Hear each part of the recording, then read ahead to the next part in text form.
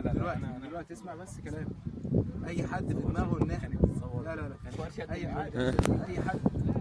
اي حد يا رجاله عايز يمشي نادي يطلع بره يتكل على اي حد تاني.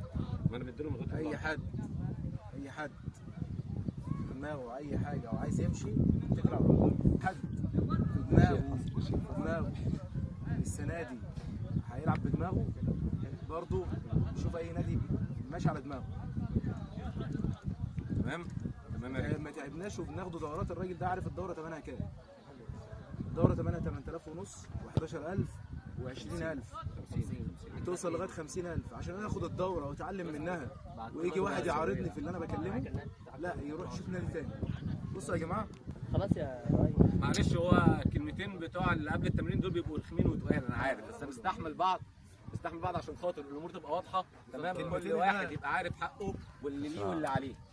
الكلام اللي انا بقوله يا جماعه عشان خاطر الناس كلها تكون عارفه برفعه على النت. يعني الكلام اللي انا بقوله دلوقتي هو اللي بينزل على النت. بص يا رجاله، هتكلم كلمتين وانت استفاد منهم، والكلمتين دول هيوصلوا برضو للمدربين اللي هم اتعاملوا معايا بنفس الاسلوب اللي انا بتكلم فيه. النهارده انا رحت النهارده اختبارات الفريق الاول. تمام، رحت عشان واحد صاحبي رايق، واحد صاحبي اتصل بيا وقال لي تعالى يا كابتن روح هيلعب ماتش حلو والناس تشوفك وبتاع وكلام من ده وممكن تتاخد. تمام، مركب انا شريحه خطاف بقالها شهرين ونص. الاصول بتاعها ان انا انام في سريري لمده 6 شهور، يعني 6 شهور الكتف ده ما يتحركش.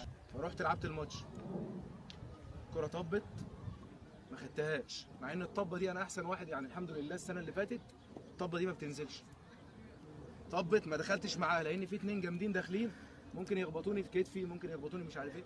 طب المدرب اللي بره ايه ذنبه ان انت ما قلتلوش؟ بالظبط. انا كمدرب النهارده وانت جاي لي اختبارات، ايه ذنبي ان انت ما قلتليش ان انت مصاب؟